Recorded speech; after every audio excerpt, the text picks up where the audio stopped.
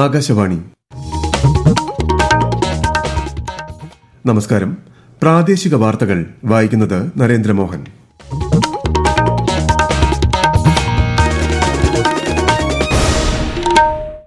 പ്രധാന വാർത്തകൾ. ഇന്ന് ക്വിറ്റ് ഇന്ത്യ ദിനം. ക്വിറ്റ് ഇന്ത്യ പ്രസ്ഥാനത്തിലൂടെ സ്വാതന്ത്ര്യത്തിനായി പോരാടിയവർക്ക് ആദരാഞ്ജലികൾ അർപ്പിച്ച് പാർലമെന്റ്. 79ാമത് സ്വാതന്ത്ര്യദിനാഘോഷത്തിന് മുന്നോടിയായി രാജ്യത്തുടനീളം ഹർ ഘർ തിരങ്ക ഹർ ഘർ സ്വച്ഛത ക്യാമ്പയിന് തുടക്കം. ഇന്ത്യൻ ഉൽപ്പന്നങ്ങൾക്കുള്ള അമേരിക്കയുടെ താരിഫ് വർധന കേരളത്തിലെ കയറ്റുമതി മേഖലയിൽ വലിയ പ്രത്യാഘാതമുണ്ടാക്കുമെന്ന് ധനമന്ത്രി KN ബാലഗോപാൽ. കുടുംബശ്രീ ജനകൽസ തദ്ദേശീയ കലാരൂപ സംരംഭ പദ്ധതിയുടെ സംസ്ഥാനതല ഉദ്ഘാടനം മന്ത്രി MB രാജേഷ് ഓൺലൈനായി നിർവഹിച്ചു. സംസ്ഥാനത്തെ കയർ മേഖലയിലെ പുതിയ പദ്ധതികളുടെ പ്രഖ്യാപനം മന്ത്രി P രാജീവ് ഇന്ന് ആലപ്പുഴയിൽ നിർവഹിക്കും. വാർത്തകൾ വിശദമായി. വിവിധ വിഷയങ്ങളിലെ പ്രതിപക്ഷ പ്രതിഷേധത്തെ തുടർന്ന് പാർലമെന്റിന്റെ ഇരുസഭകളിലും നടപടികൾ തടസ്സപ്പെട്ടു. ക്വിറ്റ് ഇന്ത്യ പ്രസ്ഥാനത്തിലൂടെ ഇന്ത്യയുടെ സ്വാതന്ത്ര്യത്തിനായി പോരാടിയവർക്ക് ആദരാഞ്ജലികൾ അർപ്പിച്ചുകൊണ്ടാണ് ഇരുസഭകളും സമ്മേളനം ആരംഭിച്ചത്. ഉച്ചയ്ക്ക് 12 മണിവരെ നിർത്തിവെച്ച രാജ്യസഭ പ്രതിഷേധം രൂക്ഷമായതോടെ ഇന്നത്തേക്ക് പിരിഞ്ഞു. ബഹളത്തെ തുടർന്ന് രാജ്യസഭയിൽ ഇതിനകം 56 മണിക്കൂറിലധികം നഷ്ടപ്പെട്ടതായി ഉപാധ്യക്ഷൻ ഹരിവൻഷ് പറഞ്ഞു. ലോക്സഭ 3 മണിവരെ നിർത്തിവച്ചു. 79ാമത് സ്വാതന്ത്ര്യ ദിനാഘോഷത്തിന് മുന്നോടിയായി രാജ്യത്തുടനീളം ഹർ ഘർ തിരങ്ക ഹർ ഘർ സ്വച്ഛത ക്യാമ്പയിന് തുടക്കം. പരിപാടിയുടെ ഭാഗമായി തിരങ്ക ഘോഷയാത്രകൾ, ശുചിത്വ റാലികൾ തുടങ്ങിയവ നടക്കും. ഓഗസ്റ്റ് 15 വരെയാണ് എല്ലാ വീട്ടിലും ത്രിവർണ്ണ പതാക, എല്ലാ വീട്ടിലും ശുചിത്വം ക്യാമ്പയിൻ സംഘടിപ്പിക്കുക. ഇന്ന് ക്വിറ്റ് ഇന്ത്യ ദിനം. 1942 ഓഗസ്റ്റ് 8 ബോംബെയിൽ നടന്ന അഖിലേന്ത്യാ കോൺഗ്രസ് കമ്മിറ്റി സമ്മേളനത്തിൽ മഹാത്മാഗാന്ധി പ്രവർത്തിക്കുക അല്ലെങ്കിൽ മരിക്കുക എന്ന പ്രസിദ്ധമായ ആഹ്വാനം നൽകി ക്വിറ്റ് ഇന്ത്യ പ്രസ്ഥാനത്തിന് തുടക്കം കുറിച്ചത്. ക്വിറ്റ് ഇന്ത്യ ആഹ്വാനത്തെ തുടർന്ന് ഗാന്ധിജി, ജവഹർലാൽ നെഹ്റു, സർദാർ വല്ലഭായ് പട്ടേൽ എന്നിവരുൾപ്പെടെയുള്ള ദേശീയ നേതൃത്വം അറസ്റ്റ് ചെയ്യപ്പെട്ടു. ബ്രിട്ടീഷ് ഭരണത്തിൽ നിന്നും സ്വാതന്ത്ര്യം നേടാനുള്ള രാജ്യത്തിന്റെ നീക്കത്തിന് ഊർജ്ജം നൽകിയ പ്രസ്ഥാനത്തിന്റെ 83ാം വാർഷികമാണ് ഇന്ന്. കയർ ആർട്ടിസാൻ ട്രെയിനിംഗ് പൂർത്തീകരിച്ചവർക്കായി രൂപീകരിച്ച സംഘത്തിന്റെ പ്രവർത്തനോദ്ഘാടനവും ആദ്യ ഓർഡർ വിതരണവും മന്ത്രി P രാജീവ് ഇന്ന് ആലപ്പുഴയിൽ നിർവഹിക്കും. കയർ മേഖലയിലെ പുതിയ പദ്ധതികളുടെ പ്രഖ്യാപനം ശ്രീ P രാജീവ് വൈകിട്ട് 3 മണിക്ക് നടക്കുന്ന ചടങ്ങിൽ നിർവഹിക്കും. കയർ തൊഴിലാളികൾക്കുള്ള ആനുകൂല്യങ്ങൾ മന്ത്രി സജി ചെറിയാൻ വിതരണം ചെയ്യും. സംസ്ഥാനത്ത് തദ്ദേശ തെരഞ്ഞെടുപ്പിന്റെ വോട്ടർ പട്ടിക പുതുക്കലിന്റെ ഭാഗമായി തദ്ദേശ സ്ഥാപനങ്ങൾ നാളെയും മറ്റന്നാളും തുറന്നു പ്രവർത്തിക്കും. കരട് വോട്ടർ പട്ടിക പുതുക്കുന്നതിനുള്ള തീയതി ഈ മാസം 12 വരെ നീട്ടിയിട്ടുണ്ട്. 2025 ജനുവരി 1 അതിനു മുൻപോ 18 വയസ്സ് പൂർത്തിയായവർക്ക് വോട്ടർ പട്ടികയിൽ പേര് ചേർക്കാം. അന്തിമ വോട്ടർ പട്ടിക ഈ മാസം 30 പ്രസിദ്ധീകരിക്കും. ഇന്ത്യൻ ഉൽപ്പന്നങ്ങൾക്കുള്ള അമേരിക്കയുടെ താരിഫ് വർധന കേരളത്തിലെ കയറ്റുമതി മേഖലയിൽ വലിയ പ്രത്യാഘാതമുണ്ടാക്കുമെന്ന് ധനമന്ത്രി KN ബാലഗോപാൽ. തിരുവനന്തപുരത്ത് വാർത്താ സമ്മേളനത്തിൽ സംസാരിക്കുകയായിരുന്നു അദ്ദേഹം. ഇക്കാര്യത്തിൽ ഗൌരവതരമായ ചർച്ചകൾ നടത്തണമെന്നും പ്രധാനമന്ത്രി ശക്തമായ നിലപാട് എടുക്കുമെന്ന് പ്രതീക്ഷിക്കുന്നതായും മന്ത്രി പറഞ്ഞു.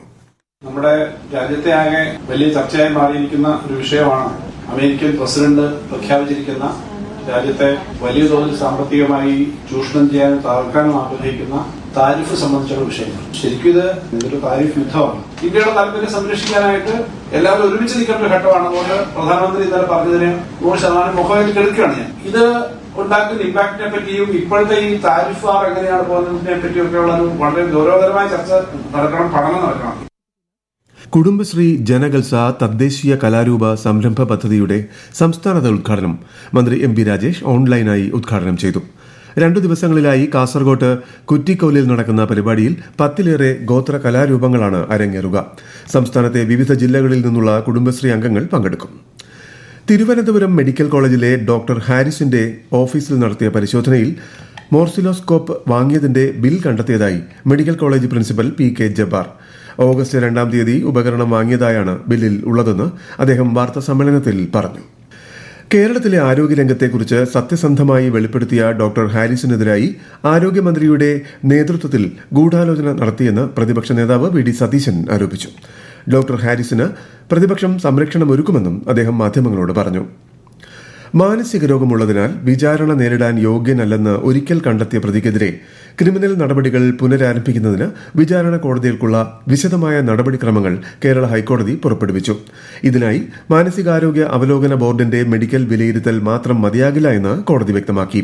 വിചാരണ കോടതി നേരിട്ട് അന്വേഷണം നടത്തി പ്രതിയുടെ നിലവിലെ മാനസിക ശേഷിയെക്കുറിച്ച് പരിശോധിക്കണം. നേരത്തെ മെഡിക്കൽ റിപ്പോർട്ടിന്റെ പിൻബലത്തിൽ വിചാരണ പുനരാരംഭിക്കുവാനോ തടയുവാനോ സാധിക്കുമായിരുന്നു. ഈ വാർത്തകൾ ആകാശവാണിയിൽ നിന്നും.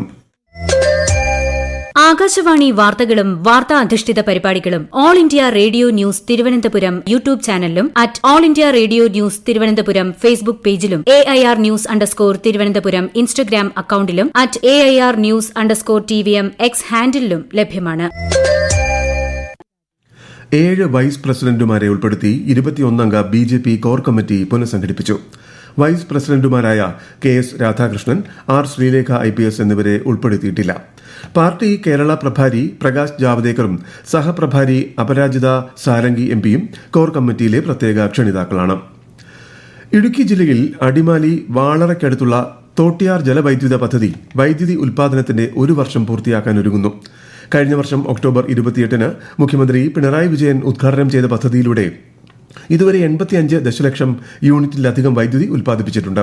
വിശദാംശങ്ങളുമായി ആകാശവാണി ഇടുക്കി ജില്ലാ പ്രതിനിധി രതീഷ് കൃഷ്ണ. ജനറേറ്ററുകൾ പ്രവർത്തിപ്പിക്കാൻ കുറഞ്ഞ അളവിൽ വെള്ളം മതിയെന്നതാണ് തൊട്ടിയാർ ജലവൈദ്യുത പദ്ധതിയുടെ പ്രത്യേകത.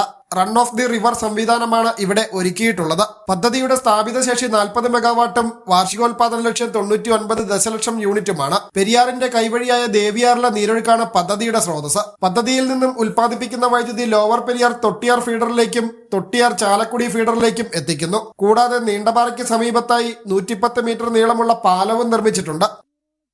കേരളത്തിൽ ഒറ്റപ്പെട്ടയിടങ്ങളിൽ നേരിയ മഴയ്ക്കും ശക്തമായ കാറ്റിനും സാധ്യതയുണ്ടെന്ന് കേന്ദ്ര കാലാവസ്ഥാ വകുപ്പ്. ഇന്ന് 6 ജില്ലകളിൽ മഞ്ഞ ജാഗ്രത പ്രഖ്യാപിച്ചു. കാപ്പിൽ മുതൽ പൊഴിയൂർ വരെയും ആലപ്പാട്ട് മുതൽ ഇടവ വരെയും കന്യാകുമാരി തീരത്തും കടലാക്രമണത്തിന് സാധ്യത. തിരുവനന്തപുരം മുതലപ്പൊഴിയിൽ വള്ളം മറിഞ്ഞ് വീണ്ടും അപകടത്തെ തുടർന്ന് കടലിൽ വീണ ആന്റണി, ജോൺ ബോസ്കോ എന്നീ 2 മത്സ്യത്തൊഴിലാളികളെ തീരസംരക്ഷണ സേന രക്ഷപ്പെടുത്തി. മത്സ്യബന്ധനം കഴിഞ്ഞ് മടങ്ങുമ്പോൾ ശക്തമായ തിരയിൽപ്പെട്ട് വള്ളം മറിയുകയായിരുന്നു. വയനാട് അമ്പലവയൽ ഇനി അവക്കാഡോ സിറ്റി എന്നറിയപ്പെടും.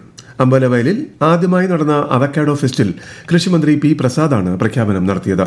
സംസ്ഥാനത്ത് അവക്കാഡോ ഉൽപാദനത്തിലും വിപണനത്തിലും ഏറ്റവും മുന്നിലുള്ള പ്രദേശമാണ് അമ്പലവയൽ. വിശദാംശങ്ങളുമായി ആകാശവാണി വയനാട് ജില്ലാ പ്രതിനിധി അരുൺ വിൻസെന്റ്. ദീർഘകാല വിളകൾ വരുമാനം നൽകാതായതോടെ ഇടക്കാല ആശ്വാസമെന്ന നിലയിലാണ് കുറച്ചു കാലം മുൻപ് വരെ കർഷകർ അവക്കാഡോയെ കണ്ടിരുന്നത്. എന്നാൽ ഇപ്പോൾ സംഗതി സീരിയസ് ആണ്. വിളവെടുപ്പ് സീസണായ ജൂൺ ജൂലൈ മാസങ്ങളിൽ ടൺ കണക്കിന് അവക്കാഡോയാണ് അമ്പലവയലിൽ നിന്നും കയറ്റിപ്പോകുന്നത്. ചെന്നൈ, മുംബൈ, ഡൽഹി പോലുള്ള വൻ നഗരങ്ങളിൽ ഈ ഫലവർഗത്തിന് നല്ല ഡിമാൻഡുണ്ട്.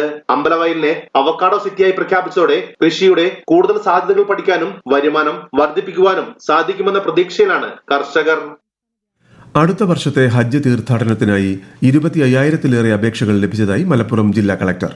20 ദിവസം കൊണ്ട് ഹജ്ജ് തീർത്ഥാടനം പൂർത്തിയാക്കാൻ കഴിയുന്ന ഹ്രസ്വകാല ഹജ്ജിന് ഇത്തവണ തുടക്കമാകുമെന്നും കളക്ടർ അറിയിച്ചു. ഓഗസ്റ്റ് 12-ന് നടക്കുന്ന നറുക്കെടുപ്പിലൂടെയായിരിക്കും തിരഞ്ഞെടുപ്പ്. രാജ്യത്തെ ഓഹരി വിപണികളിൽ നഷ്ടം. ബോംബെ ഓഹരി സൂചിക സെൻസെക്സ് 585 പോയിന്റ് ഇടിഞ്ഞ് 80,032-ലും ദേശീയ ഓഹരി സൂചിക നിഫ്റ്റി 179 പോയിന്റ് നഷ്ടത്തിൽ 24,418-ലും വ്യാപാരം തുടരുന്നു. സ്വർണ്ണവില കൂടി. പവന് 560 രൂപ വർദ്ധിച്ച് 75,760 രൂപയും ഗ്രാമിന് 9,470 രൂപയുമാണ് ഇന്നത്തെ വില. മയക്കുമരുന്ന് കേസുകളിലെ പ്രതികൾക്ക് കടുത്ത ശിക്ഷ നൽകുന്ന നിയമവ്യവസ്ഥയാണ് രാജ്യത്തുള്ളതെന്ന് excise deputy commissioner PK Satheesh Kumar. ലഹരിക്കെതിരെയുള്ള ബോധവൽക്കരണത്തിന്റെ ഭാഗമായി ആകാശവാണി കണ്ണൂർ നിലയവും എക്സൈസ് വകുപ്പും ചേർന്ന് സംഘടിപ്പിച്ച മത്സരത്തിലെ വിജയികൾക്ക് സമ്മാനങ്ങൾ വിതരണം ചെയ്യുകയായിരുന്നു അദ്ദേഹം. ആകാശവാണി കണ്ണൂർ നിലയം മേധാവി M. ചന്ദ്രബാബു അധ്യക്ഷനായി. സംസ്ഥാന ചലച്ചിത്ര അക്കാദമി കോഴിക്കോട് സംഘടിപ്പിക്കുന്ന മേഖലാ രാജ്യാന്തര ചലച്ചിത്രമേളയ്ക്ക് ഇന്ന് തിരിതെളിയും. വൈകിട്ട് 5 മണിക്ക് കൈരളി തിയേറ്ററിൽ നടക്കുന്ന ഉദ്ഘാടന ചടങ്ങിൽ സംവിധായകനും KR നാരായണൻ ഇൻസ്റ്റിറ്റ്യൂട്ട് ചെയർപേഴ്സണുമായ സയ്യിദ് മിർസ ഉദ്ഘാടനം നിർവഹിക്കും. പ്രധാന വാർത്തകൾ വീണ്ടും. ഇന്ന് ക്വിറ്റ് ഇന്ത്യ ദിനം. ക്വിറ്റ് ഇന്ത്യ പ്രസ്ഥാനത്തിലൂടെ സ്വാതന്ത്ര്യത്തിനായി പോരാടിയവർക്ക് ആദരാഞ്ജലികൾ അർപ്പിച്ച് പാർലമെന്റ്. 79ാമത് സ്വാതന്ത്ര്യ ദിനാഘോഷത്തിന് മുന്നോടിയായി രാജ്യത്തുടനീളം ഹർ ഘർ തിരങ്ക, ഹർ ഘർ സ്വച്ഛതാ ക്യാമ്പയിന് തുടക്കം. ഇന്ത്യൻ ഉൽപ്പന്നങ്ങൾക്കുള്ള അമേരിക്കയുടെ താരിഫ് വർധന കേരളത്തിലെ കയറ്റുമതി മേഖലയിൽ വലിയ പ്രത്യാഘാതം ഉണ്ടാക്കുമെന്ന് ധനമന്ത്രി കെ.എൻ. ബാലഗോപാൽ. കുടുംബശ്രീ ജനകൽസ തദ്ദേശീയ കലാരൂപ സംരംഭ പദ്ധതിയുടെ സംസ്ഥാനതല ഉദ്ഘാടനം മന്ത്രി എം വി രാജേഷ് ഓൺലൈനായി നിർവഹിച്ചു. സംസ്ഥാനത്തെ കയർ മേഖലയിലെ പുതിയ പദ്ധതികളുടെ പ്രഖ്യാപനം മന്ത്രി പി രാജീവ് ഇന്ന് ആലപ്പുഴയിൽ നിർവഹിക്കും. പ്രാദേശിക വാർത്തകൾ കഴിഞ്ഞു. അടുത്ത വാർത്താ പ്രക്ഷേപണം ഉച്ചയ്ക്ക് 12:50.